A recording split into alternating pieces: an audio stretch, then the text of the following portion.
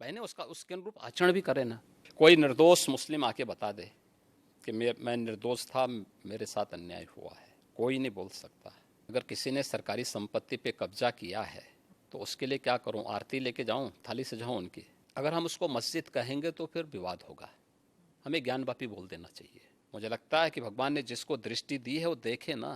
त्रिशूल मस्जिद के अंदर क्या कर रहा है? बोलने से और भाषण करने से सामाजिक न्याय आ जाएगा? परिवारवाद, जातिवाद, यही सामाजिक न्याय है? किसने रोका था में समाजवादी पार्टी को? किसने रोका था? वेस्ट बंगाल में इतने दिनों से टीएमसी की गवर्नमेंट है, किसने रोका है वहां पे? क्यों वहां माताएं रो रही हैं? भारत के अंदर ये लोग अल्पसंख्यक के नाम पर अपने लिए विशेष अधिकार की मांग करते हैं। प्रश्न है कि ये वीडियो बनाने के बाद 2 महीने तक क्यों इसको सुरक्षित करके रखा गया था और फिर संसद के एक दिन पहले क्यों जारी हुआ? दूसरों को कांटा बोलने वाला व्यक्ति कभी उसके ऊपर पुष्प की वर्षा नहीं होती है। आज जो पाकिस्तान में हो रहा है उसके कर्मों का फल है ये। Nation first. अगर देश में किसी को रहना है तो उसको राष्ट्र को सर्वोपरि मानना होगा, अपने मत और मजहब को नहीं। मीडिया के रिपोर्टर के रूप में अगर आप तुलना करें तो महर्षि नारद ही थे।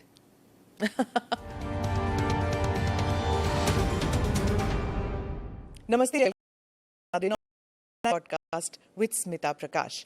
This episode is being filmed in the city of Lucknow, which is the capital of the state of Uttar Pradesh. Before I introduce my guest, I'm going to give you a quote from a bestseller book, The Monk Who Sold His Ferrari. According to this book, the secret to happiness is very simple. Find out what you love doing and then direct your energies towards that. My guest today did exactly that. He's a monk who found a purpose beyond divine pursuit. Yogi Adityanath is the two-time Chief Minister of Uttar Pradesh, the state whose population is more than that of France, Germany and UK combined. With a population of 230 million, making up 17% of India's population, UP would be the world's 6th largest country by population if it were a real country. A state that was considered one of the most backward in India for over 100 years. A state that sent indentured labourers to British colonies when India was under colonial rule. Yet, it's also the state from where independent India got 9 of her prime ministers. Yogi Adityanath, the two-term chief minister of the state, is a monk who wears his Hindu identity with pride. He's been pilloried for being majoritarian and riding roughshod with Muslims who constitute 19% of the population of Uttar Pradesh. For those viewers not familiar with Yogi Adityanath's political beginnings, Yogi ji ने 1996 में महंत अवैधनाथ के लिए चुनाव प्रचार शुरू किया। 1998 में महंत अवैधनाथ ने सक्रिय राजनीति से संन्यास लिया और अगले लोकसभा चुनाव के लिए उन्होंने योगी आदित्यनाथ को अपना उत्तराधिकारी और उम्मीदवार घोषित किया। और फिर 1998 में योगी आदित्यनाथ 26 वर्ष की आयु में गोरखपुर निर्वाचन क्षेत्र से सबसे कम उम्र वाले लोकसभा सदस्य बने। Today's conversation with Yogi Adityanath is going to be something which has never been seen before. That much I can promise you. प्रणाम योगी जी, ANI पॉडकास्ट में आने के लिए धन्यवाद। आपके राजनीतिक जीवन के बारे में मैं पॉडकास्ट के दूसरे हिस्से में बात करूंगी। पहले मैं जानना चाहूंगी कि आप धर्म योगी कब, कैसे, क्यों बने? क्योंकि इतनी छोटे से उम्र में आप में ये त्याग की भावना क्यों जागी? आप साइंस के स्टूडेंट थे, तो साइंस और धर्म ये कैसे मिलाप हुआ? देखिए, सबसे पहले हम लोगों को धर्म समझना पड़ेगा। भारत की परंपरा को अगर हम जानना चाहेंगे तो भारत ने केवल उपासना विधि को धर्म नहीं माना है, कर्तव्य और सदाचार को धर्म को का एक रूप माना है और धर्म को उससे जोड़ करके देखा है। धर्म एक व्यवस्था है, एक वे ऑफ लाइफ है, जिसको आप एक जीवन पद्धति कह सकते हैं। वो जीने की एक कला है। विज्ञान उसके उन्नयन का एक माध्यम है। अध्यात्म उसकी चरम स्थिति, यानी साइंस उसका एक बहुत छोटा सा पार्ट है। हम जब भौतिक दृष्टि से देखते हैं तो साइंस का एक अन्वेषण होता है, एक एक्सपेरिमेंट हो जाता है। लेकिन जब चेतना का विस्तार हम करेंगे तो चेतना का वह विस्तार अध्यात्म की एक नई ऊंचाइयों तक पहुंचाएगा, जहां पे व्यक्ति किसी कार्य का केवल सृष्टा ही नहीं बनेगा बल्कि उसका दृष्टा भी बन सकता है। और यही वैदिक ऋषियों ने किया था जी। इसलिए स्वाभाविक रूप से एक सीमित क्षेत्र और एक सीमित भूमिका के साथ आगे जाने के बजाय उसमें स्वयं प्रवेश करके देखो क्या है, तो बहुत कुछ देखने को मिल रहा है। तो उन चीज़ों को लेकर के इसलिए मैंने अध्यात्म का सहारा लिया और उससे आगे बढ़ करके फिर उस अन्वेषण की यात्रा हमारी लगी हुई। एक साइंस के स्टूडेंट के साथ साथ एक योगी के रूप में उस दिशा में आगे कार्य कर रहे हैं। नाथ समुदाय के बारे में कुछ बताइए हमें कि उसमें ऐसी क्या बातचीत थी कि जो आप इतनी कम आयु में आप जुड़ गए उस समुदाय से? देखिए, नाथ संप्रदाय भारत का प्राचीनतम संप्रदायों में से एक है। यह भारत की एक उस विशिष्ट साधना पद्धति का प्रतिनिधित्व करता है जो वास्तव में व्यवहारिकता को लिए हुए है और व्यवहारिक दृष्टि है। यद्यपि सभी संप्रदायों के अपने अपने दर्शन हैं, अपने अपने मंत्र हैं, अपनी अपनी पद्धतियां हैं, सब में श्रेष्ठता है और उसमें मुझे जो उचित लगा मैंने उस समय वो किया। और उस समय के जो सर्वश्रेष्ठ संतों की परंपरा थी, महंत अवेद्यनाथ जी महाराज को मैंने अपने पूज्य गुरुदेव के रूप में चयन करके मैंने उनसे दीक्षा ली। एक गुरु का मिलना, वो भी एक it's a matter of luck भी कहिए, फेट कहिए। तो जब आप मिले उनसे तो आपको उसी वक्त पता लग गया था कि ये मेरे गुरु बनेंगे? देखिए, पता किसी को नहीं लगता है और ये लक भी नहीं है, ये जन्म जन्मांतर का प्रारब्ध है और ये उसी के साथ जुड़ता है। देखिए, आप जिस घर में पैदा हुए हैं तो आप लिख के थोड़े गए थे, आपका प्रारब्ध था। आप ENI के माध्यम से कार्य करेंगे, जन सेवा का कार्य करेंगे, यह भी एक प्रारब्ध है। ऐसे ही ये हर एक व्यक्ति के साथ जुड़ा हुआ है। उसके लिए हमें चेतना को अपने विराट विस्तार देना होगा, समझ में सब आ जाएगा।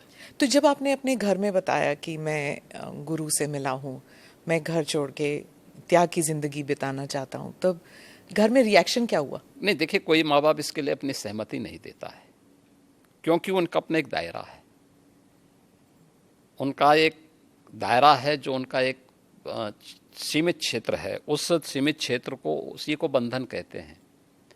हमारे यहाँ कहा गया ना, मन एवं मनुष्याणाम कारणम बंध मोक्षयो।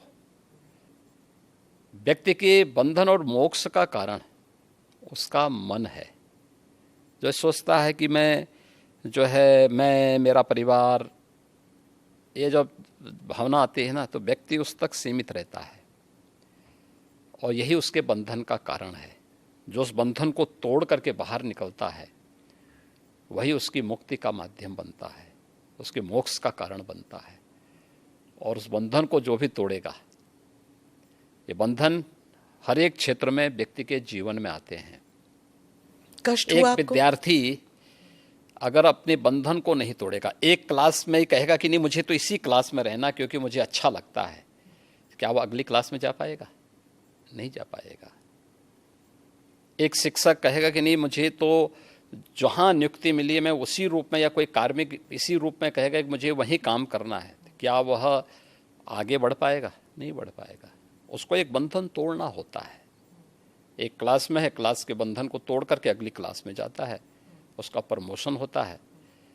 तो हर एक व्यक्ति के जीवन में इस प्रकार की स्थितियां आती हैं। एक धर्म योगी से आप फिर राजनीति में आए, उस सफर के बारे में बताइए। और एक और सवाल मेरे मन में उठ रहा था, जैसे आप बता रहे थे कि एक इंसान जो दुनियादारी और बंधनों से आप निकल चुके हैं, तो उस वैराग्य से आप अगर राजनीति में आते तो उसमें कॉन्फ्लिक्ट नहीं हुआ आप में? देखिए, यही अंतर है। धर्मयोगी नहीं, योगी योगी होता है, और मैं एक योगी हूं। धर्म का मतलब केवल पूजा पद्धति नहीं है, कर्म भी। धर्म एक समग्र जीवन की पद्धति है। धर्म कर्तव्य के पथ की प्रेरणा देने वाला, उस पथ का की ओर अग्रसर करने वाला, आग्रही बनाने वाला एक मार्गदर्शक है। हम उसको केवल पूजा पद्धति तक सीमित नहीं कर सकते। एक योगी के रूप में एक परिवार के बंधन को तोड़ करके समाज के इस विराटता के साथ अपना जुड़ाव हुआ है। इसलिए उस विराटता के साथ जोड़ करके अपने आप को कार्य करना। दूसरा, एक योगी का मतलब ये नहीं कि वह केवल अपने स्वयं की मोक्ष प्राप्त करने के लिए, आध्यात्मिक लाभ के लिए वह अपने आप को सीमित कर ले। अगर समाज के सामने चैलेंज है, कोई चुनौती है, तो उस चुनौती से जूझने के लिए भी अपने आप को तैयार करें। याद रखना, साधना की जो सबसे पहली पद्धति आती है उसमें सेवा है। भक्ति के मार्ग का भी जो नौधा भक्ति की व्यवस्था की गई है भारत की संतों ऋषियों ने, उसमें पहला मार्ग सेवा है।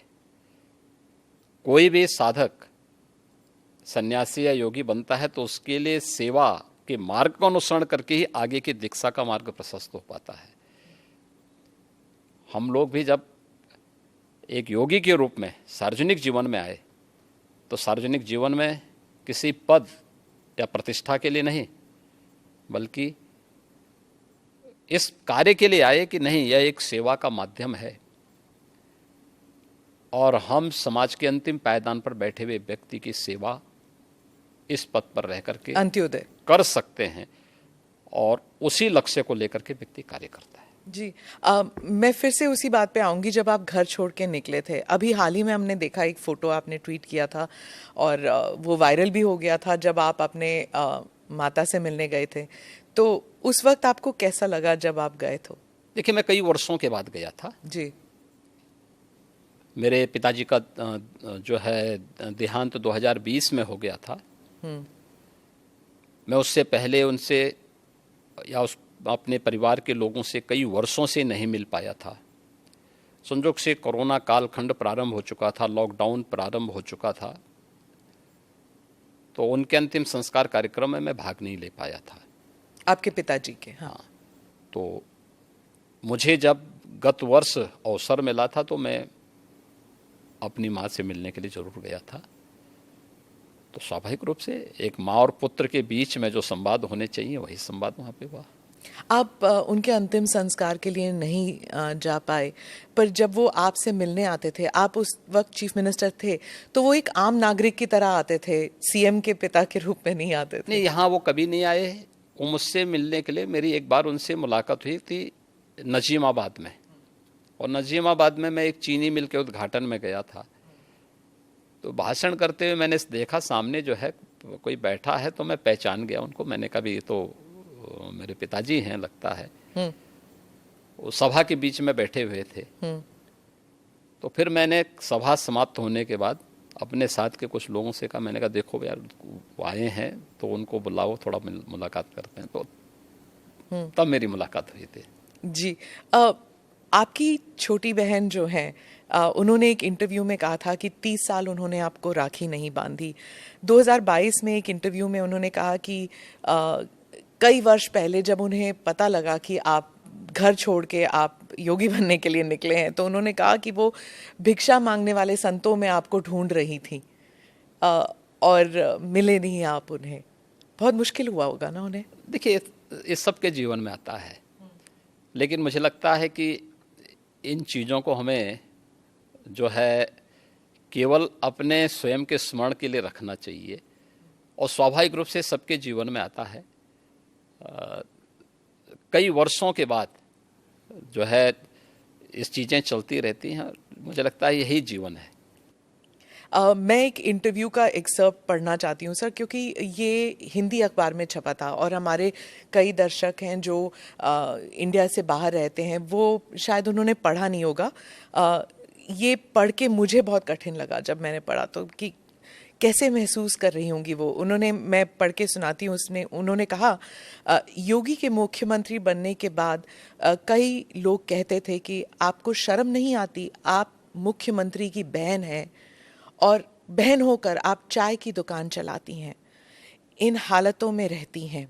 मैं उनको एक ही बात कहूँगी, मैं गरीब हूँ, ये मेरा नसीब है। शर्म तब आनी चाहिए जब आप कोई गंदा काम कर रहे हों, किसी के हक का छीन कर खा रहे हों। मैं तो मेहनत करके अपनी गुजर बसर करती हूँ। हाँ, ठीक बात है।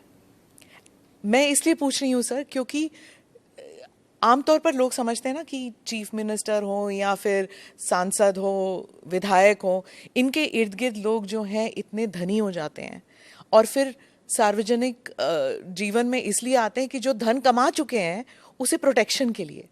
और एक ये इंटरव्यू है आपकी बहन का।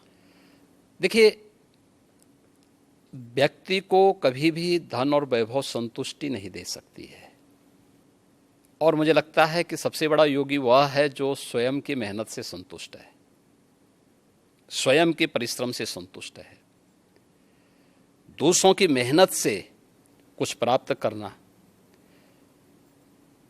और फिर उसको छीन लेना, ये तो डकैती है। उसके अलग अलग रूप देख सकते हैं आप समाज में, और मुझे लगता है सबसे निंदनीय कर्म यही है। और यही अंतर है एक योगी और एक सांसारिक मनुष्य में। एक सांसारिक मनुष्य के बारे में शास्त्रों में कुछ बातें कही गई हैं कि वह त्रुटियां अवश्य करेगा, हमेशा भ्रमित होगा। तीसरा, वह हमेशा उसके मन में दूसरों को धोखा देने की प्रवृत्ति होगी। और चौथी बात उनके लिए जो कही गई है, वह कही गई है कि वह अपनी सीमित दृष्टि से भविष्य का अनुमान नहीं लगा पाएगा। इसलिए जो है सारा द्वंद्व तो इसी सब का है। पर आपकी तो, जैसे आपकी तो ट्रेनिंग हुई होगी ना, गुरुजी ने आपको सिखाया होगा। मैं क्या कह रहा हूँ ना, लेकिन हम लोग उनका तो कुछ नहीं ना आपके परिवार का। इसलिए मैं क्या क्या कह रहा हूँ ना, हर व्यक्ति अपने आप में एक योगी बन सकता है, एक योगी बनने की सामर्थ्य ले सकता है। अपनी मेहनत से, अपने कर्मों से हम जो कुछ अर्जित करें, मैं भी भूखा ना रहूं, साधु ना भूखा जाए, अगर ये भाव हर व्यक्ति के अंदर आ जाए तो फिर यह समग्रता सबकी संतुष्टि का कारण बन सकता है, सारे विवादों का समाधान कर सकता है। जब आप पीठाधीश बने, आपके भारत में और भारत से बाहर भी इतने अनुयायी हैं, तो उस वक्त आपको क्या ऐसा किसी ने कहा कि आप पीठाधीश होके भी तो सार्वजनिक कार्य कर सकते हैं, राजनीति में क्यों उतर रहे हैं? ये कोई बंधन थोड़ा है, ये कोई बंधन किसी के लिए नहीं है। हम मनुष्य पहले हैं, उसके बाद योगी हैं या सन्यासी है। और मैंने आपको बताया ना कि एक योगी के रूप में समाज के प्रति जो मेरे कर्तव्य हैं, उन कर्तव्यों का निर्वहन करूं मैं,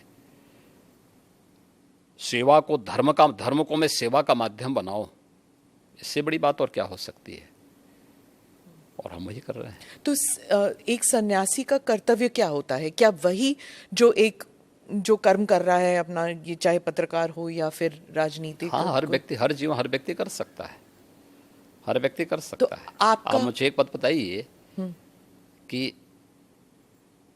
सबसे बड़े जो है मीडिया के रिपोर्टर के रूप में अगर आप तुलना करें तो महर्षि नारद थे। अब मुझे हैं थे कि नहीं थे? नारद जी रिपोर्टर, चलिए। सबसे बड़े रिपोर्टर तो ये थे कि वो हर लोक की सूचना इस लोक में इस लोक की सूचना दूसरे लोगों तक पहुंचा देते थे। वो क्या थे? वो एक सन्यासी तो थे। और मैं एक बात बताऊं कि सन्यासी ने किस कालखंड में अलग अलग क्षेत्रों में प्रवेश करके कार्य नहीं किया हो। मैंने तो पत्रकारिता का उदाहरण आपके सामने दे दिया है, और भी उदाहरण हैं, बहुत सारे ऐसे उदाहरण हैं। तो अब इसको आप कैसे कह सकते हैं, कैसे कह सकते हैं कि नहीं हुए? धर्म के बारे में आप कह रहे थे कि it's a way of life, सिर्फ पूजा पाठ के साथ ना जोड़ा जाए, उसे अलग भी देखना चाहिए। एक बार आपने कहा था, लेकिन आपके साथ जैसे आपकी जो वेशभूषा है, इसलिए क्या लोगों ने आपको ये नहीं कहा कि अब आप सन्यासी की वेशभूषा जो है वो अलग कर दीजिए, अब आप राजनीति में जा रहे हैं, संसद में जा रहे हैं? हमारे यहाँ कोई ड्रेस कोड पॉलिटिक्स में नहीं है। ड्रेस कोड इसमें नहीं होता था ना, सफेद पोशाक पहने हुए तो, तो गांधी टोपी पहन लिया तो ठीक है, पहने, उसके अनुरूप आचरण भी करे ना।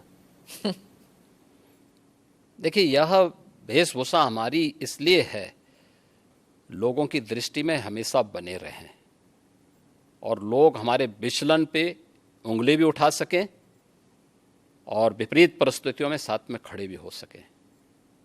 और इसीलिए इस प्रकार की वेशभूषा को एक चैलेंज के रूप में स्वीकार किया जाता है हमेशा। कैसे? ये एक दृष्टि भी देती है और साथ साथ व्यक्ति को पतन के गर्त से बचाने के लिए भी उसे हमेशा सचेत भी करती है।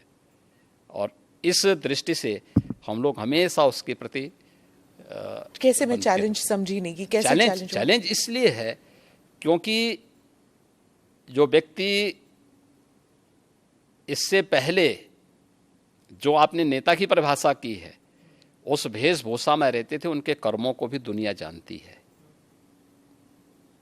दुनिया ने उस सब कुछ देखा है, अपनी आंखों से देखा है। और हमारे सामने भी चैलेंज है कि हमें अपने आप को परफॉर्म करके साबित करना है, जिससे हमारी पार्टी को, हमारे नेतृत्व को और हमारे इस बाना को भी कटघरे में न खड़ा होना पड़े। पर जब आप भगवा वस्त्र धारण करके आप संसद में जाते हैं और उसके बाद आप चीफ मिनिस्टर बनते हैं, तो एक ग्रुप है जो समझता है कि ये बहुत ही राइट विंग है, ये बहुत ही हिंदुत्ववादी हैं और हर चीज़ को भगवा कर दिया, तो फिर मतलब it's only for Hindus, he is a chief minister only for Hindus. ये इंटरनेशनली भी लिखा जाता है, अखबारों में ऑपेड एडिट्स आते हैं कि ये बहुत ही एक्सट्रीम राइट विंग है, एक्सट्रीम हिंदुत्ववादी हैं, उनके कपड़ों से ही पता लग रहा है कि हर चीज़ भगवा है। देखिए, मैं पिछले 6.25 वर्ष से अधिक समय से उत्तर प्रदेश का मुख्यमंत्री हूँ जी। हमारी पार्टी और हमारे नेतृत्व ने मुझे 2017 में, मार्च 2017 में दायित्व दिया था। और 2017 से उत्तर प्रदेश में कोई दंगा तो नहीं हुआ। मुझे एक बात बताइए, दंगा होता था तो केवल हिंदू मरता था क्या? केवल हिंदू की संपत्ति चलती थी? अगर दंगा होता था, अगर हिंदू मरता था तो मुस्लिम भी मरते थे। हिंदू व्यापारी की संपत्ति जलती थी तो उसके सटे हुए मुस्लिम व्यापारी की संपत्ति भी जलती थी।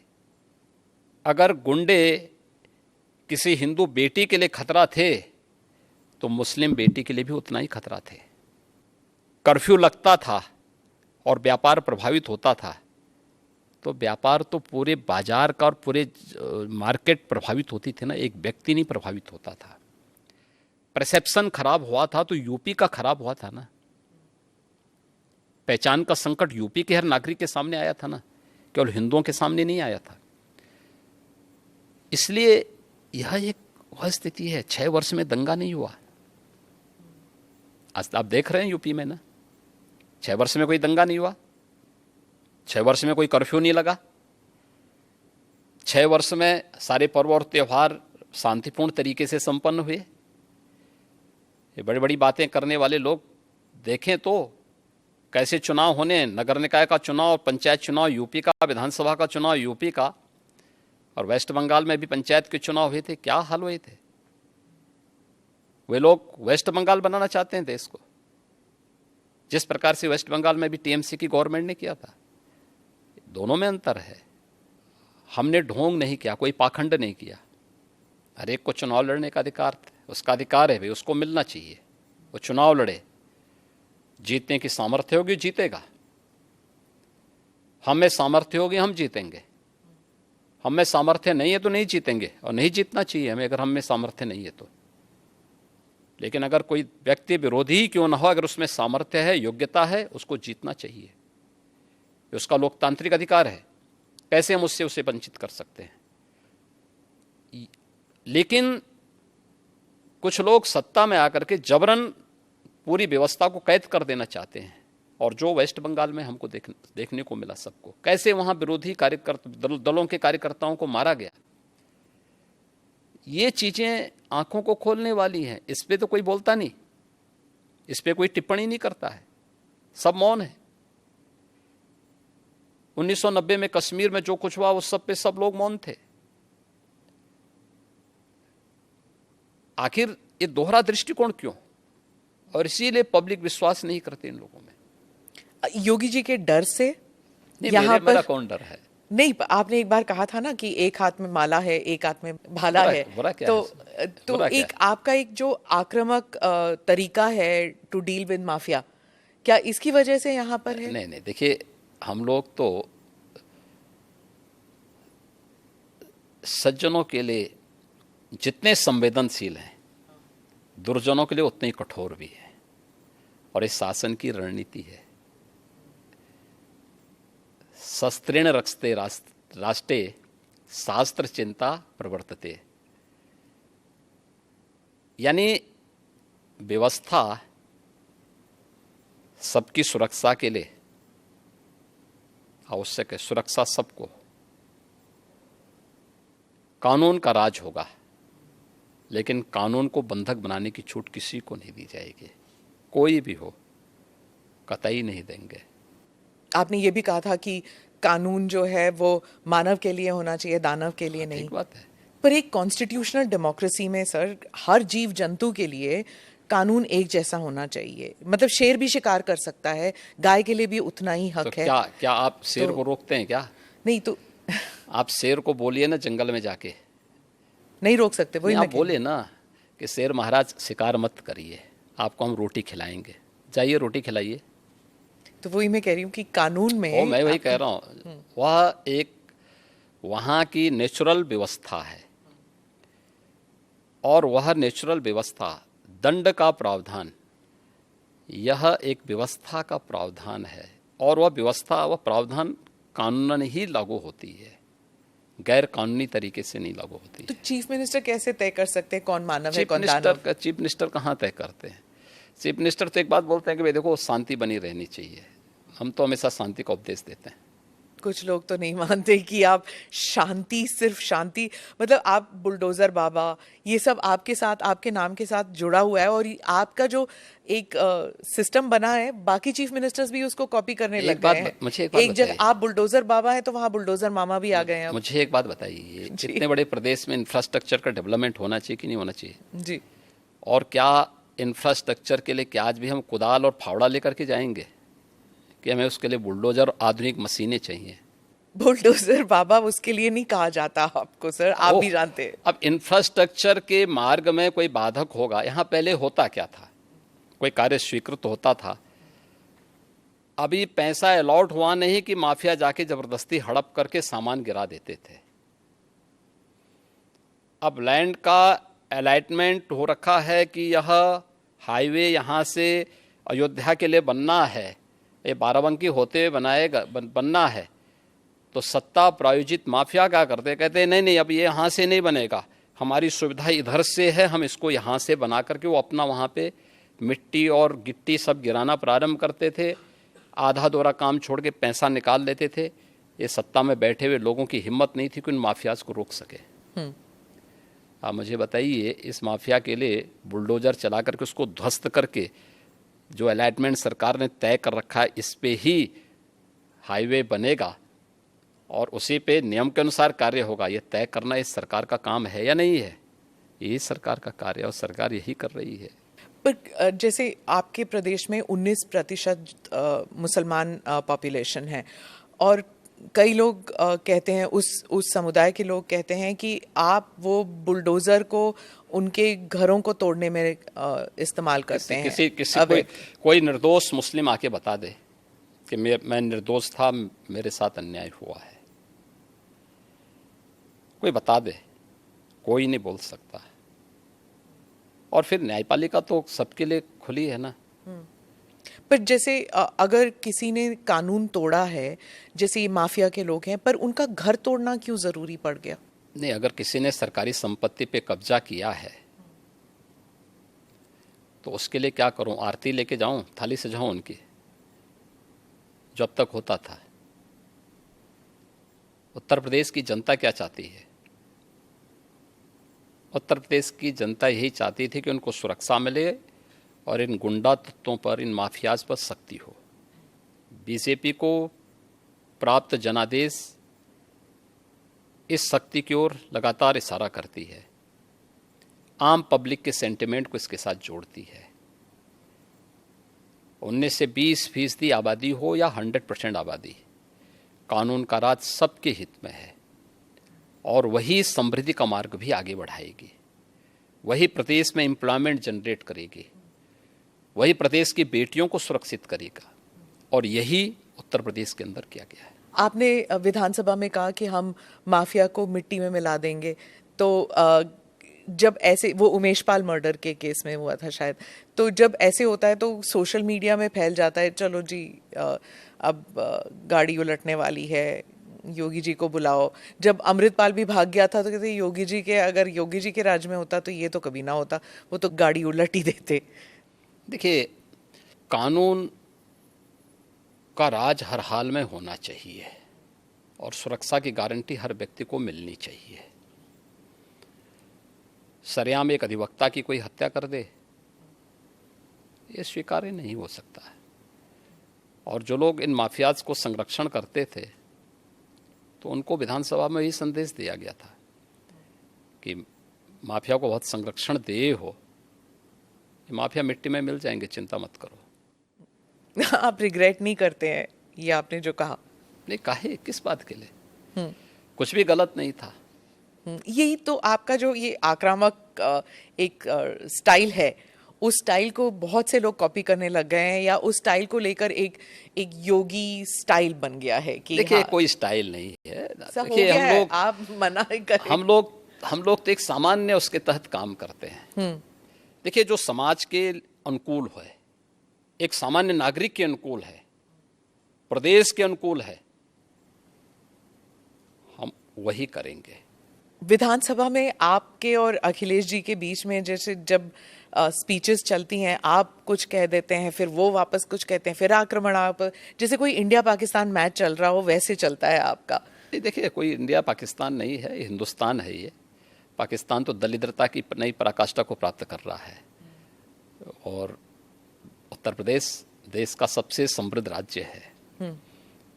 उत्तर प्रदेश प्रकृति और परमात्मा का प्रदेश है। इतनी फर्टाइल लैंड हमारे पास है, किसान यहाँ पर समृद्ध है, समृद्धि की ओर अग्रसर हो रहा है। इसलिए उत्तर प्रदेश के किसी भी पक्ष को, चाहे वह सत्ता पक्ष हो या विपक्ष हो, पाकिस्तान से उसकी तुलना नहीं होनी चाहिए। इंडिया के बारे में आप क्या कहते हैं? INDIA जो विपक्ष का बना है, इंडिया नहीं बोलना चाहिए। I.N.D.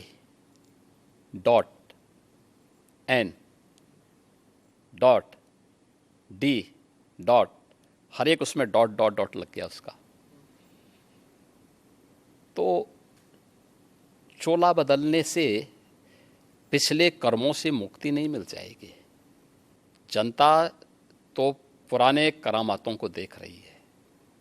वह करामात यूपीए का हो, कांग्रेस का हो, सपा का हो, या फिर जो और लोग हैं, आम आदमी पार्टी का है, क्या गदर मचा रखी है इन लोगों ने, टीएमसी का हो, या जो भी, सबकी एक जैसी स्थिति है।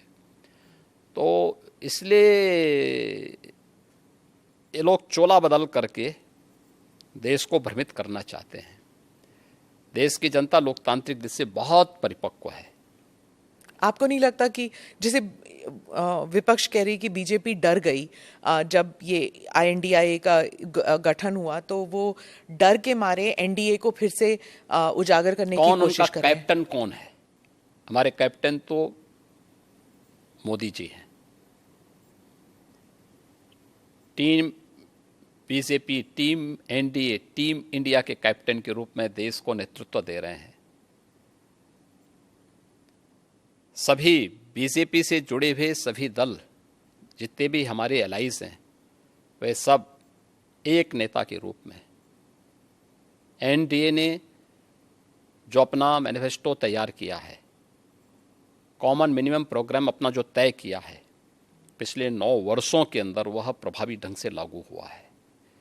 सामाजिक न्याय बोलने से और भाषण करने से सामाजिक न्याय आ जाएगा? सामाजिक न्याय, परिवारवाद, जातिवाद, यही सामाजिक न्याय है। उस गरीब के घर में शौचालय बने, उस गरीब को मकान मिले, उस गरीब को राशन मिले, उस गरीब को स्वास्थ्य की सुविधा मिले, उस युवा को रोजगार की व्यवस्था हो, उस किसान के जीवन में भी खुशहाली आए, उस महिला को भी सुरक्षा के साथ, सम्मान के साथ जीने का अधिकार मिले। किसने रोका था यूपीए को? किसने रोका था यूपी में समाजवादी पार्टी को? किसने रोका था वेस्ट बंगाल में इतने दिनों से टीएमसी की गवर्नमेंट है? किसने रोका है वहां पे? क्यों वहां माताएं रो रही हैं? क्यों वहां बेटियां अपने आप को सुरक्षित महसूस कर रही हैं? आखिर क्यों नहीं कांग्रेस ने 60 वर्षों में जिन 4 करोड़ गरीबों को मोदी जी ने मकान दिए हैं, किसने रोका था कांग्रेस को देने से? किसने रोका था 12 करोड़ गरीबों को शौचालय देने से? 10 करोड़ गरीबों को आज जो उज्ज्वला योजना की फ्री में सिलेंडर मिले हैं, किसने रोका था? ये हाथ में स्मार्टफोन और टैबलेट पकड़े हुए आज का हमारा स्मार्ट युवा, स्मार्ट बनाने से इसको रोका किसने आजादी के बाद 60 वर्षों तक? ये कांग्रेस। यही तो कर रहे थे लोग। देश को लोकतंत्र के नाम पे जड़ता पैदा की थी इन लोगों ने, जातिवाद को बढ़ावा दिया था, परिवारवाद को आगे बढ़ाया था। आज मोदी जी के नेतृत्व में पिछले 9 वर्ष में देश में क्रांतिकारी परिवर्तन हुआ है, ऐतिहासिक परिवर्तन हुआ है। दुनिया आज भारत की तरफ देख रही है, भारत के प्रति दुनिया के नजरिए बदले हैं। इन चीजों को भी तो इनको समझना चाहिए। आपने कहा था कि आपके राज्य में अब युवाओं के हाथ में, एक हाथ में, पहले हाथ में तमंचा हुआ करता था, अब टैबलेट है। तो आप तमंचा किसके बारे में बात कर रहे थे? सपा शासन? सपा के सरकार में यही होता था, क्योंकि कोई रोजगार तो होता नहीं था। नौकरियां निकली तो सत्ता से जुड़े हुए दलाल बैग लेकर के प्रदेश में घूमने निकल जाते थे वसूली में। सबकी पर्चियां जाती थी, फिर उसी के हिसाब से नियुक्तियां होती थी, फिर न्यायालय उसमें रोक लगाती थी। उत्तर प्रदेश में जब 2017 में भारतीय जनता पार्टी की सरकार बनी थी, उत्तर प्रदेश का पुलिस बल देश का सबसे बड़ा पुलिस बल है, और इस पुलिस बल में 1.5 लाख पुलिस कार्मिकों की जगह खाली थी। अनुमान करिए कैसे चलता रहा होगा ये प्रदेश। मैंने मार्च 17 में पूछा, मैंने कहा भी ये जो है इतने पद खाली पड़े हुए हैं तो भर्ती के लिए क्या हुआ? कहा साहब कोर्ट की रोक है। कोर्ट की रोक क्यों है? फिर न्यायालय ने कोई कारण से रोका होगा ना। तो फिर बताया गया कि साहब जो है प्रक्रिया गलत थी। मैंने कहा गलत क्या थी बताओ मुझे। जब भर्ती बोर्ड को मैंने बुलाया, उन्होंने कहा साहब इसमें लीकेजेज की संभावनाएं थी। तो मैंने कहा न्यायालय ने ठीक तो किया था। हमने यूपी पुलिस में पिछले 5 वर्ष में 1,65,000 पुलिस की भर्ती की प्रक्रिया को बिना किसी रुकावट के पूरी की है। वे सभी नौजवान, जिसमें 20% महिला पुलिस कार्मिक भी हैं। ये केवल उसी में नहीं, शिक्षकों की भर्ती में भी। आप सोचिए बेसिक शिक्षा में 1.5 लाख पद खाली थे। हमने उस प्रक्रिया को 1,64,000 से अधिक भर्ती शिक्षकों की भी पूरी की है। बेसिक और सेकेंडरी एजुकेशन की बात कर रहा हूं मैं, हायर एजुकेशन और टेक्निकल एजुकेशन की या मेडिकल एजुकेशन की भी मैंने चर्चा नहीं की है, ये भर्ती अलग है। और ये सभी प्रक्रियाएं पूरी पारदर्शी तरीके के साथ, पूरी शुचिता के पूर्ण तरीके से संपन्न हुई है। तो महिला सुरक्षा की बात आप कर रहे थे, तो ऐसे भी होता था उत्तर प्रदेश में, मैंने खुद कवर किया है कि अगर कोई पीड़िता दलित थी तो वो पुलिस स्टेशन में जाके अपना एफआईआर नहीं दर्ज कर सकती थी क्योंकि वहां पर कोई यादव एसएचओ था। ये सब उत्तर प्रदेश में बहुत मान्यता रखती, क्योंकि गांव-गांव में ये जातिवाद जो है वो इतना हावी था। आज ऐसा नहीं है। आज देखिए, हमने यूपी में मिशन शक्ति का एक अभियान चलाया है।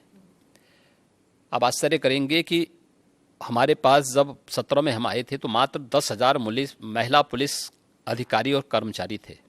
कुल कार्मिकों की संख्या हमारे पास 10,000 थी। आज हमारे पास यह संख्या 40,000 है। और हमने एक मानसिकता भी थी कि उन महिला कार्मिकों को फिर ड्यूटी नहीं दी जाती थी, क्योंकि यूपी के अंदर ऐसा माहौल था, लोग इतने भयभीत थे, कहते थे कि आप महिला पुलिसकर्मी, महिला पुलिस अधिकारी फील्ड में जाकर के क्या अपराधियों को फेस कर पाएंगे? उन्हीं की सुरक्षा के मैं वही कह रहा हूँ, ये भी भाव था। तो मुझे जब इस प्रतिवेदन मिले कि हम भी फील्ड में, महिला कार्मिकों ने मुझे इस बात को कहा कि हम भी फील्ड में ड्यूटी करना चाहते हैं, मैंने कहा एकदम इनको ड्यूटी मिलनी चाहिए। तो फिर ये हुआ कि कैसे इसको किया जा सकता। हमने एक मिशन शक्ति का एक अभियान प्रारंभ किया। ये अभियान चल रहा है और इसमें सफलतापूर्वक चल रहा है, जिसमें मैंने हर महिला कांस्टेबल को महिला बीट अधिकारी के रूप में नामित किया है।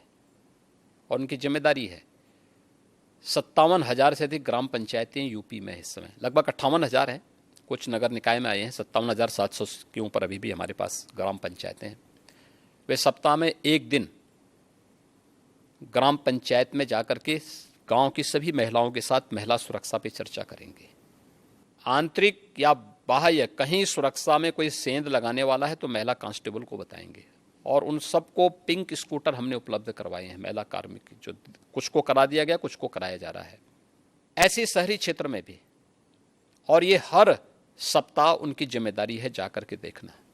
आज आप देख रहे होंगे महिला यहाँ की बेटियां आज पढ़ने के लिए बाहर हॉस्टल में नहीं रहती, आज यूपी में ही अपने कॉलेज में एडमिशन कराती हैं, घर से जाती हैं, अपने माँ बाप के साए में रह करके पढ़ाई कर रही हैं। आज उनके सामने कोई भय नहीं। और अगर किसी ने महिला सुरक्षा में सेंध लगाने का प्रयास किया तो कठोरतापूर्वक वे बेटियां स्वयं निपट लेती हैं फिर उनसे। ये माहौल हमें पैदा करना पड़ेगा।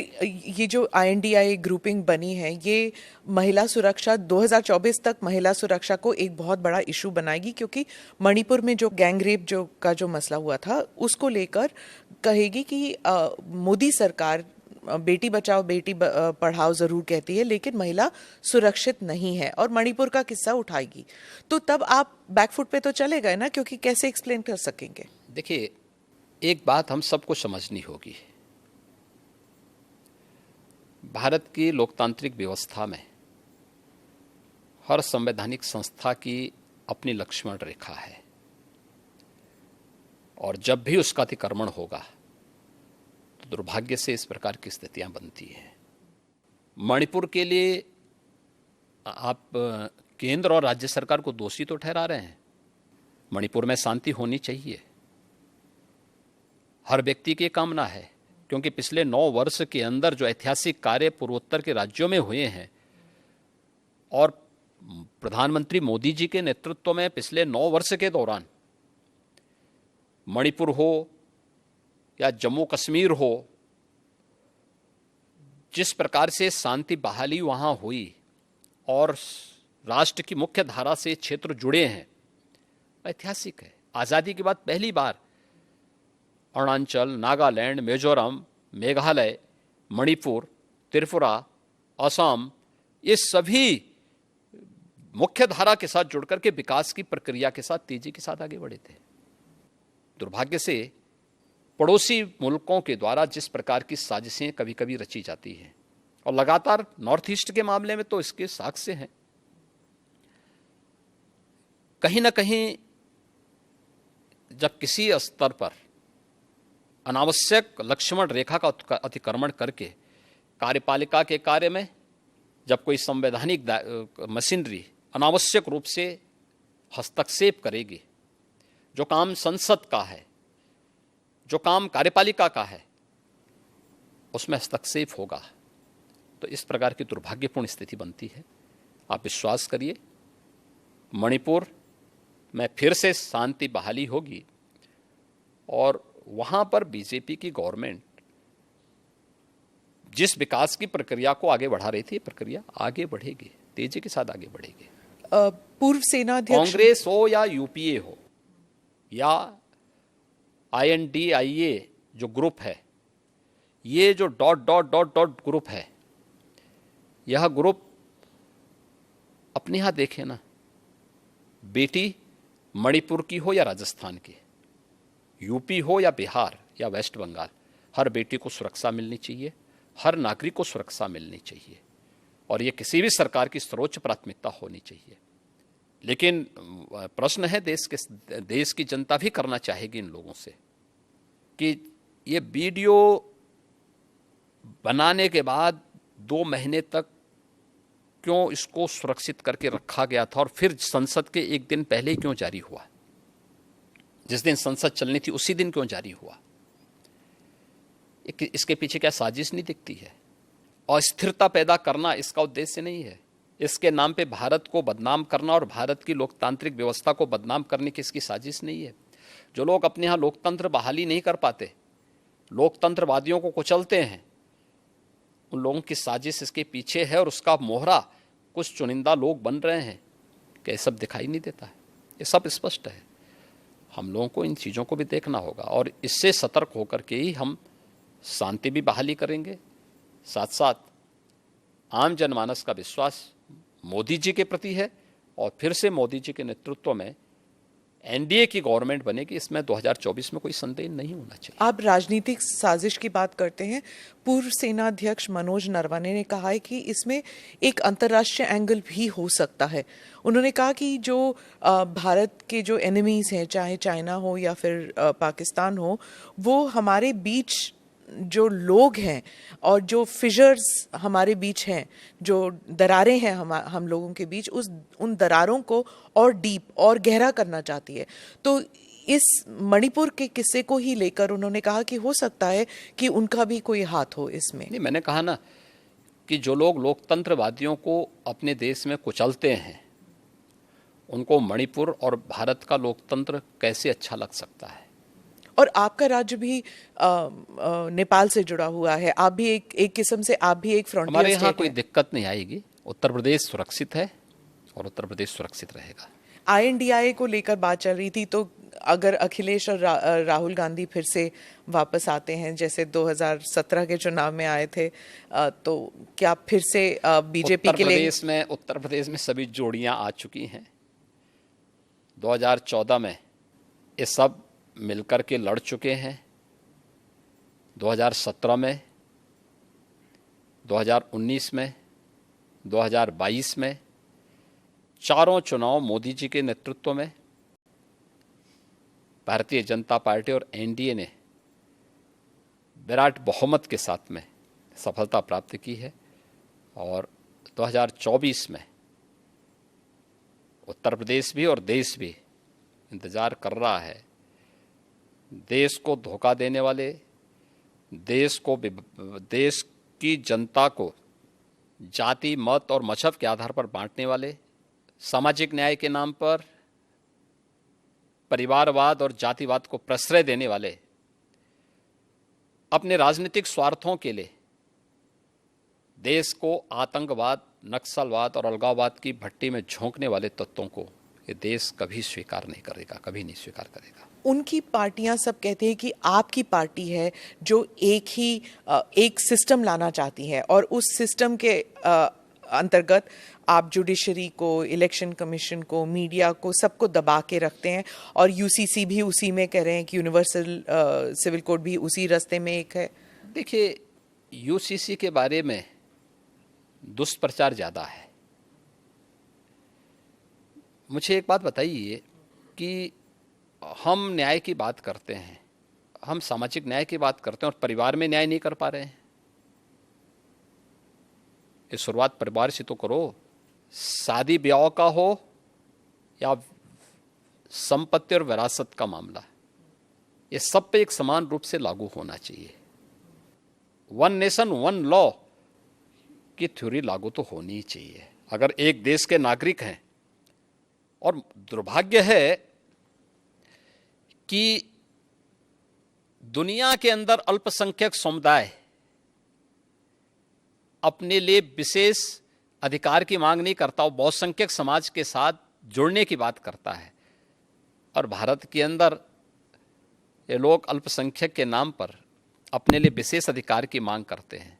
भारत के कानून को हरेक को स्वीकार करना चाहिए और उसी में सबकी सुरक्षा और सबकी समृद्धि निहित है। जी, मैं वापस उत्तर प्रदेश पे आती हूँ। राम मंदिर, लोग कहते हैं कि आपके भाग्य में ही शायद लिखा था कि मंदिर आपके कार्यकाल में होगा। गोरखनाथ पीठ और अयोध्या मंदिर, इसका संबंध अगर आप हमारे दर्शकों को बताएं। देखिए, प्रधानमंत्री मोदी जी ने आज़ादी के अमृत महोत्सव को जिस भव्यता और दिव्यता के साथ आयोजित किया है, देखिए जब ये देश 1947 में आज़ाद हुआ था, दुर्भाग्य से उसके एक दिन पहले देश का दुर्भाग्यपूर्ण विभाजन भी हुआ। बहुत सारे लोग देश की आज़ादी के जश्न में उस समय शामिल नहीं हो पाए होंगे, या उस समय के कोई चश्मदीद आज के दिन पे बताने की स्थिति में नहीं रहता है। बहुत कम लोग होंगे जिनको उस समय की घटनाओं के बारे में इस प्रकार की स्थिति जानकारी होगी। लेकिन हम सब कह सकते हैं, आज की हर पीढ़ी का हर नागरिक कह सकता है कि जब ये देश अपनी आज़ादी के 75 वर्ष पूरा किया था, तब हमने देश के जश्न के साथ सहभागिता की थी। हर घर पे तिरंगा पहना करके, हर ग्राम पंचायत और हर नगर निकाय कह सकता है कि साहब हम भी भागीदार बने थे, क्योंकि हमारे घर में अमृत महोत्सव हमारे गांव में बना हुआ है, हमारे नगर में बना हुआ है। यह कार्यक्रम सफलतापूर्वक संपन्न हुआ और आज़ादी के अमृत महोत्सव के मुख्य संबोधन में प्रधानमंत्री मोदी जी ने देशवासियों को कुछ बात कही थी, कुछ संकल्प दिलाए थे कि 2047 में अगर भारत को दुनिया की एक महाशक्ति के रूप में स्थापित करना, एक विकसित भारत की परिकल्पना को अगर साकार करना है, तो उन्होंने कुछ संकल्प दिलाए थे जो पंच प्रण के रूप में जाने जाते हैं। इस पंच प्रण में विरासत का सम्मान भी है, गुलामी के अंशों को सर्वथा समाप्त करना भी है और नागरिक कर्तव्य भी है। अयोध्या में श्री राम जन्मभूमि का मंदिर निर्माण का कार्य है, ये उसी विरासत का सम्मान है जो कार्य आज़ाद भारत में 1947 में होना चाहिए था। लेकिन दूरदर्शिता का अभाव, भारत की परंपरा और भारत की संस्कृति के प्रति दुराव स्पष्ट दिखाई देता है। अन्यथा यह विवाद 1947 में सुलझ सकता था, 1949 में सुलझ सकता था, इसके बाद भी सुलझ सकता था, कभी सुलझने नहीं दिया गया। आखिर यह आज कैसे सुलझ गया? कोई विवाद तो नहीं हुआ, बड़ी बड़ी दावे लोग करते थे, कुछ भी तो नहीं हुआ, शांति बनी हुई है उत्तर प्रदेश में तो। और ये मेरा सौभाग्य है कि जब एक और प्रधानमंत्री मोदी जी के नेतृत्व में, उनके मार्गदर्शन में अयोध्या में भगवान राम का भव्य मंदिर का निर्माण कार्य श्री राम जन्मभूमि तीर्थ क्षेत्र ट्रस्ट के द्वारा संपन्न किया जा रहा है, बनाया जा रहा है और देश भर से सहयोग मिल रहा है, तो स्वाभाविक रूप से एक मुख्यमंत्री के साथ साथ एक भगवान राम के एक भक्त के रूप में भी 3 पीढ़ियों का प्रतिनिधित्व करने का मुझे अवसर मिल रहा है। 3 पीढ़ी कैसे? मेरे पूज्य दादा गुरु जो थे महंत दिग्विजय नाथ जी, 1949 में उस अभियान के हिस्से थे जब रामलला का प्रकटीकरण हुआ था और उस समय की कांग्रेस की सरकार जबरदस्ती रामलला को राम जन्मभूमि से हटाना चाहती थी और फिर उसके बाद के आंदोलन का पूरा जो भी उस समय सपोर्ट था वह गोरखपीठ से उपलब्ध कराया गया था। उस समय जो केस दायर हुए थे उन सभी चीज़ों की उपलब्धता वहाँ से हुई थी।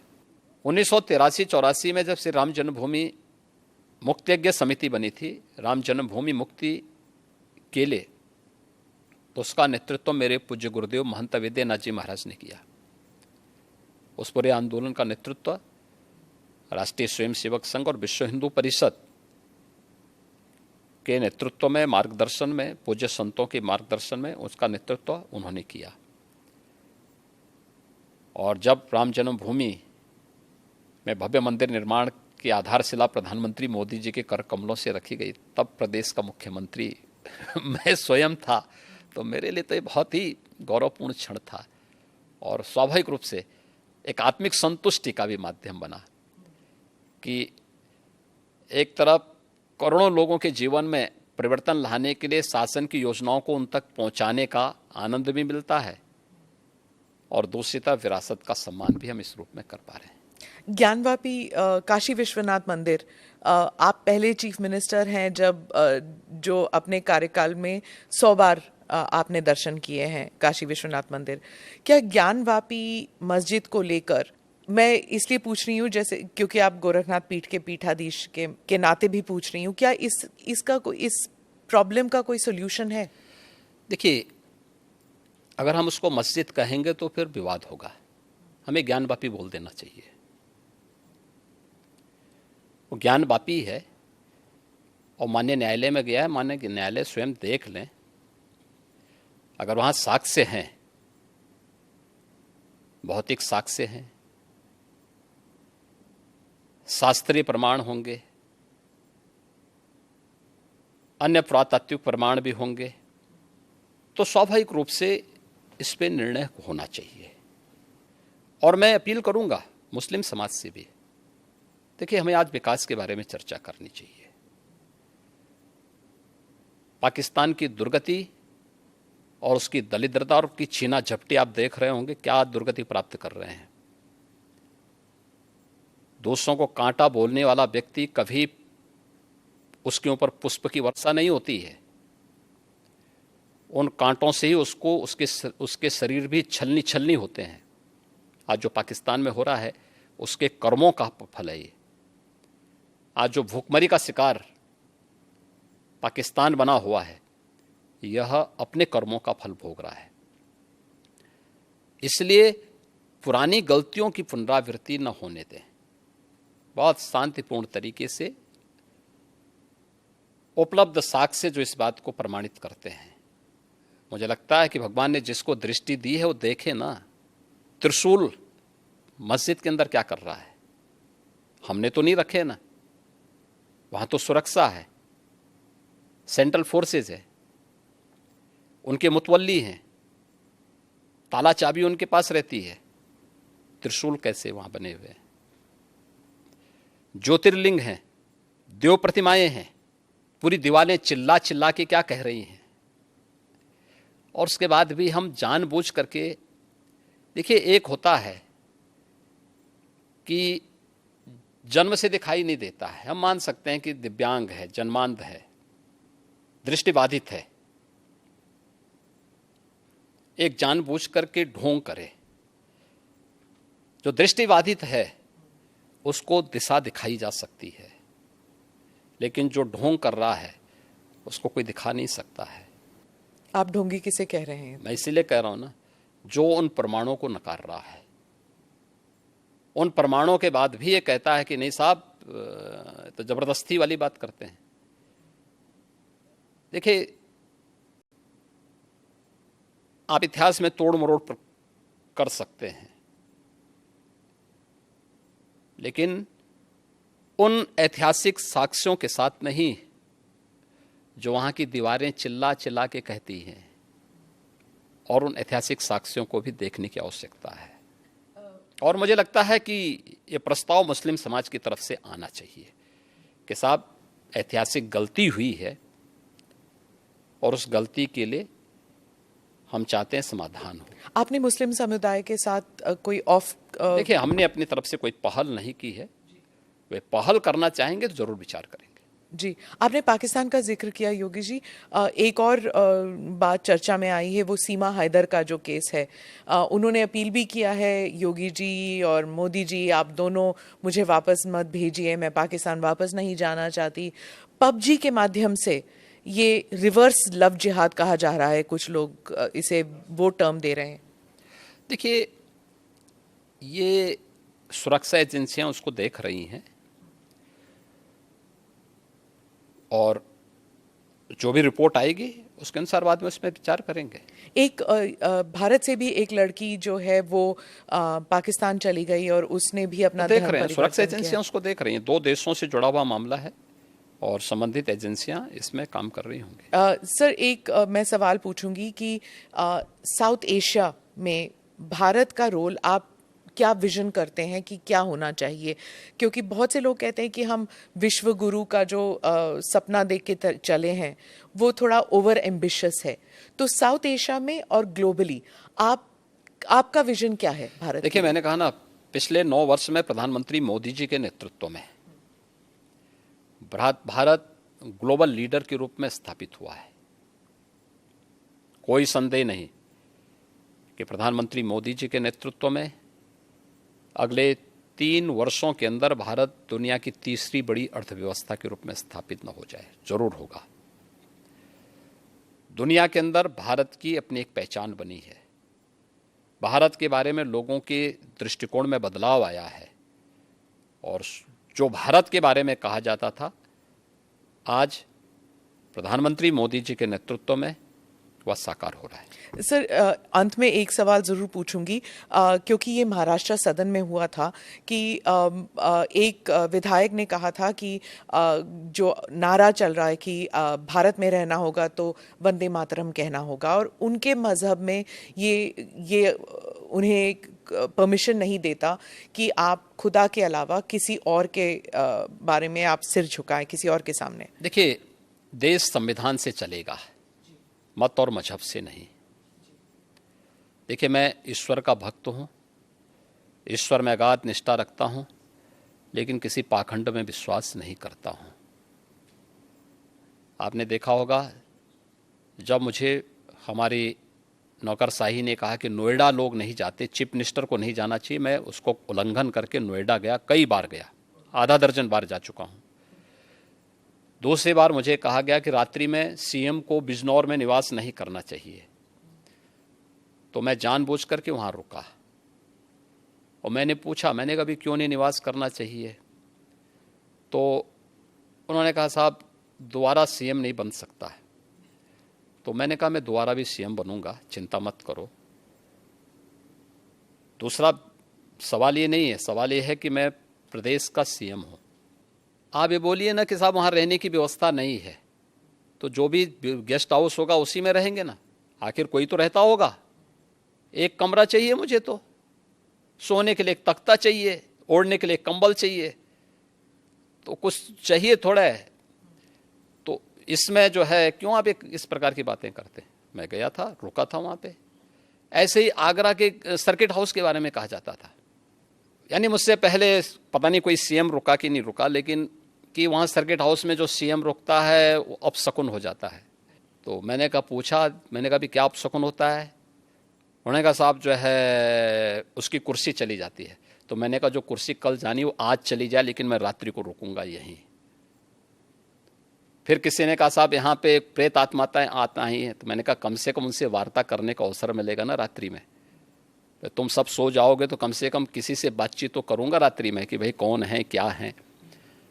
तो पाखंड में हमारा कतई विश्वास नहीं है एक, और इसीलिए मैं इस बात को कह सकता हूँ कि भारत का भविष्य उज्जवल है और 2024 में फिर से प्रधानमंत्री मोदी जी की लीडरशिप में एनडीए बहुमत के साथ आएगी, इसमें कोई संदेह किसी को नहीं होना चाहिए। और वंदे मातरम में वापस आती हूँ, वो उसे धर्म के साथ जोड़ना चाहिए कि नहीं? मैं क्या कह रहा हूँ, मैंने पहले कह दिया ना, संवैधानिक व्यवस्था से, देश संविधान से चलेगा, मत और मजहब से नहीं। जी, आपका मत, आपका मजहब अपने तरीके से होगा, अपने घर में होगा, अपने मस्जिद, अपने इबादत गाह तक होगा, सड़क पे प्रदर्शन करने के लिए नहीं। और इसको आप जो है किसी भी अन्य तरीके से दूसरे पे थोप नहीं सकते हैं।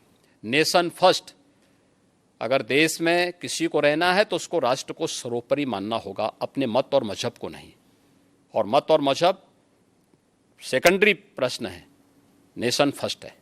धन्यवाद योगी जी, आप ANI के साथ बात करने के लिए। बहुत धन्यवाद। थैंक यू फॉर वॉचिंग और लिसनिंग। और मुख्यमंत्री योगी आदित्यनाथ का पूरा इंटरव्यू आप सुन रहे थे, जिसमें कई बड़ी बातें सीएम ने कही। विपक्ष पर बड़ा हमला बोला सीएम योगी ने और कहा कि कैसे चुनाव होते हैं उसे उत्तर प्रदेश से देखा जाए, सीखा जाए। ये लोग देश को पश्चिम बंगाल बनाना चाहते हैं। उत्तर प्रदेश में शांतिपूर्ण चुनाव होता है। बंगाल में टीएमसी ने क्या किया वो सबके सामने है। 1990 में कश्मीर में जो घटना हुई थी उस पर सब मौन रहे।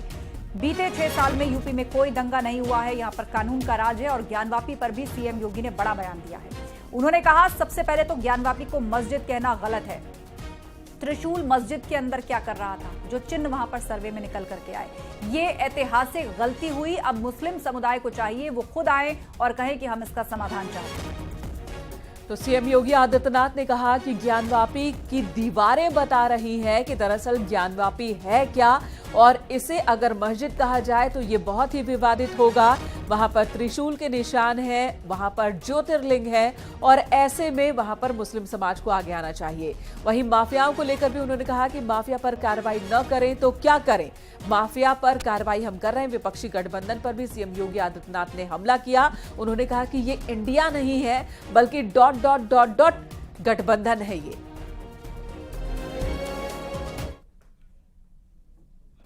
देखिए, सबसे पहले हम लोगों को धर्म समझना पड़ेगा।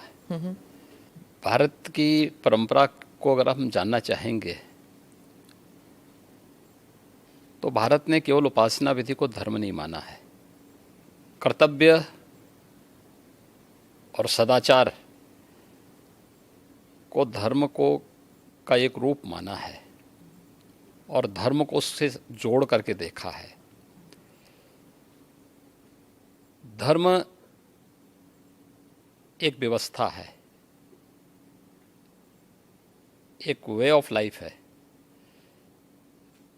जिसको आप एक जीवन पद्धति कह सकते हैं। वो जीने की एक कला है। विज्ञान उसके उन्नयन का एक माध्यम है। अध्यात्म उसकी चरम स्थिति, यानी साइंस उसका एक बहुत छोटा सा पार्ट है। हम जब भौतिक दृष्टि से देखते हैं तो साइंस का एक अन्वेषण होता है, एक एक्सपेरिमेंट हो जाता है।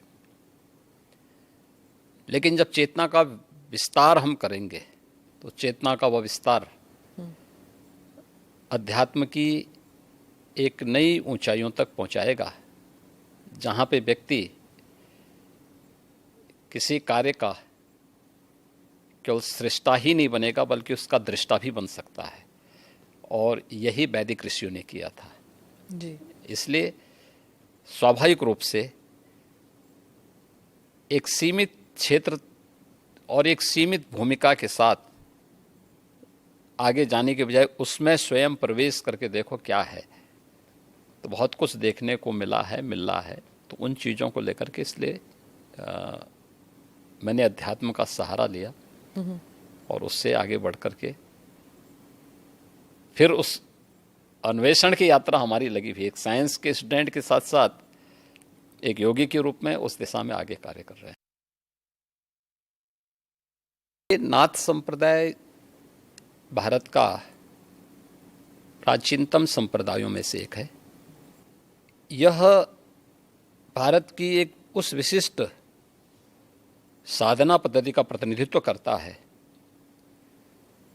जो वास्तव में व्यवहारिकता को लिए हुए है और व्यवहारिक दृष्टि है। यद्यपि सभी संप्रदायों के अपने अपने दर्शन हैं, अपने अपने मंत्र हैं, अपनी अपनी पद्धतियां हैं, सब में श्रेष्ठता है, और उसमें मुझे जो उचित लगा मैंने उस समय वो किया। और उस समय के जो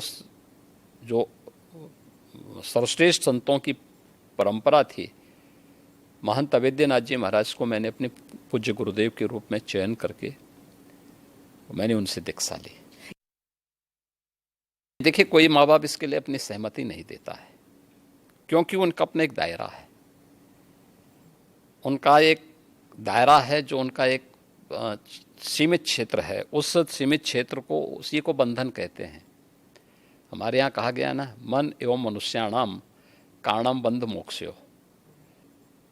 व्यक्ति के बंधन और मोक्ष का कारण उसका मन है, जो सोचता है कि मैं मेरा परिवार, ये जब भावना आती है ना, तो व्यक्ति उस तक सीमित रहता है, और यही उसके बंधन का कारण है।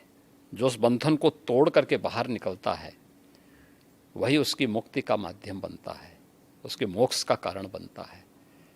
और उस बंधन को जो भी तोड़ेगा, ये बंधन हर एक क्षेत्र में व्यक्ति के जीवन में आते हैं। कष्ट एक हुआ आपको? विद्यार्थी अगर अपने बंधन को नहीं तोड़ेगा, एक क्लास में ही कहेगा कि नहीं मुझे तो इसी क्लास में रहना क्योंकि मुझे अच्छा लगता है, क्या वो अगली क्लास में जा पाएगा? नहीं जा पाएगा। एक शिक्षक कहेगा कि नहीं मुझे तो जहाँ नियुक्ति मिली है मैं उसी रूप में, या कोई कार्मिक इसी रूप में कहेगा कि मुझे वहीं काम करना है, क्या वह आगे बढ़ पाएगा? नहीं बढ़ पाएगा। उसको एक बंधन तोड़ना होता है। एक क्लास में है, क्लास के बंधन को तोड़ करके अगली क्लास में जाता है, उसका प्रमोशन होता है। तो हर एक व्यक्ति के जीवन में इस प्रकार की स्थितियां आती हैं। देखिए, यही अंतर है। धर्मयोगी नहीं, योगी योगी होता है, और मैं एक योगी हूं। धर्म का मतलब केवल पूजा पद्धति नहीं है, कर्म भी। धर्म एक समग्र जीवन की पद्धति है। धर्म कर्तव्य के पथ की प्रेरणा देने वाला, उस पथ का की ओर अग्रसर करने वाला, आग्रही बनाने वाला एक मार्गदर्शक है। हम उसको केवल पूजा पद्धति तक सीमित नहीं कर सकते। एक योगी के रूप में